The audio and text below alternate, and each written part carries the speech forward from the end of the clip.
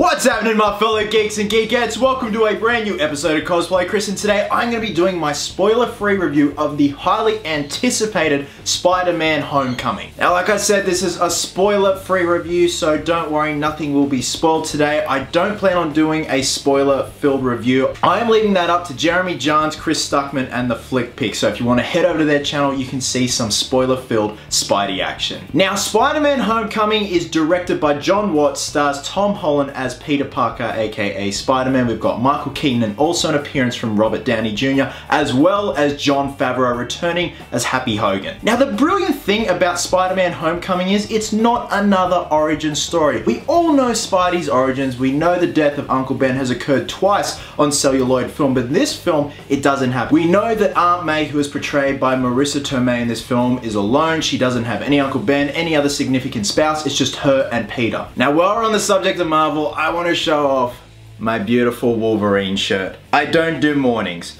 It's just Wolverine and coffee, my two favorite things in life. 3 if you count the amazing woman that gave this to me, my other half Laura. So a very big thank you for that. She surprised me with that, so I am showing it off today. So what sets Spider-Man Homecoming apart from Spider-Man 1 through 3 from Sam Raimi, and then we've got the amazing Spider-Man 1 and 2, is that this is the Spider-Man that is going to be part of the Marvel Cinematic Universe. Sony has gotten into bed with Marvel Studios. They have said, okay, you can have the character for the Marvel Cinematic Universe as long as we are still partially involved. And I can honestly say that this is by far my most favorite Spider-Man film. Don't get me wrong, the Raimi films will always have a place in my heart, minus number 3, because of their goofy fun. Amazing Spider-Man number 1 and 2, they tried, but they just couldn't get there. But as for Spider-Man Homecoming, this is a real winner, guys. This is the Spider-Man film we've been waiting for, I have been waiting for. Tom Holland is my new favorite Spider-Man / Peter Parker. The kid is so talented, and I said this in my Captain America Civil War spoiler-free review. I said this kid is going to go far. He's going to be definitely my favorite Spider-Man. I anticipated that, and I was right. He goes through a mass amount of emotions in this film. A lot happens. We've already established that Peter Parker is Spider-Man. We don't see him getting bitten by the radioactive spider. We've seen that he's established himself as a crime fighter or a crime fighter, pretty much helping out the elderly, helping people find stolen goods. He's just doing little parts. He's a friendly neighborhood Spider-Man. And of course, the villain of the film is Michael Keaton, who plays the Vulture. Now, his reasons and actions for doing what he does in the film were very straightforward. They were very clear, and Michael Keaton absolutely killed it. He's very intimidating in this film. The film knows exactly what it wants and how it wants to tell the story. The story is very well written. It has some twists and turns and a plot twist at the end that made the whole audience gasp. I'm serious, I've never experienced that before because no one expected it. Absolutely brilliant, caught us all left field. Now, one big question is, how much screen time does Robert Downey Jr. have? I can honestly say all up, maybe 10 minutes, if that total. And that's not a spoiler. And that is what I wanted. I didn't want this to be an Iron Man film. I want this to be a Spider-Man film with Tony Stark and Iron Man popping in now and then to help Peter along the way. Plus, Tom Holland and Robert Downey Jr. have great screen chemistry. They bounce well off each other. And honestly, this is one of the funniest Marvel films I've seen in a long time. And I'm putting it out there, funnier than Guardians of the Galaxy Part 2. And that's one of the biggest things directors of a Spider-Man film have a hit or miss with, is the humor, because Spidey is very humor based, whether it be the comics, the cartoons, and obviously the films. I was giggling my ass off, Laura was giggling her ass off, the cinema was giggling her ass off, right to the very end, the very last shot of the film, everyone was in hysterics. Now, of course, being the cosplay guy, I gotta talk about the costumes. Now, the Spidey suit, the redesigned Spidey suit, I love, and the functionality of it is amazing. It's designed by Tony Stark, so of course it's gonna have all the bells and whistles,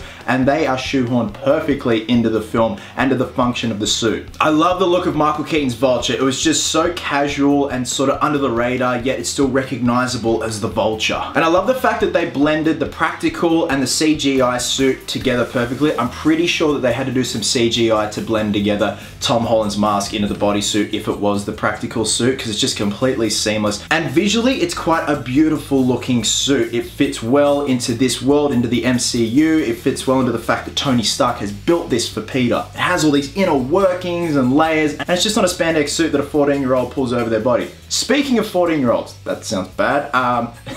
Tom Holland's portrayal of Peter Parker is the only one I've genuinely bought as a high school student.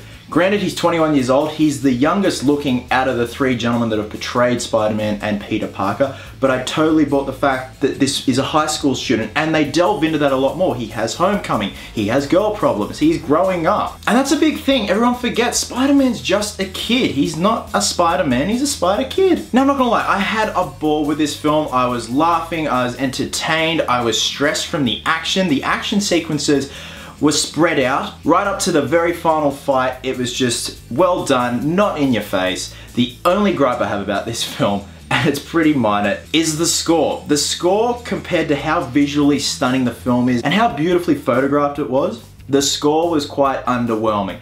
I don't think it will ever match what Danny Elfman did in Raimi's Spider-Man films, even though he did Spider-Man 1 and 2, not number 3.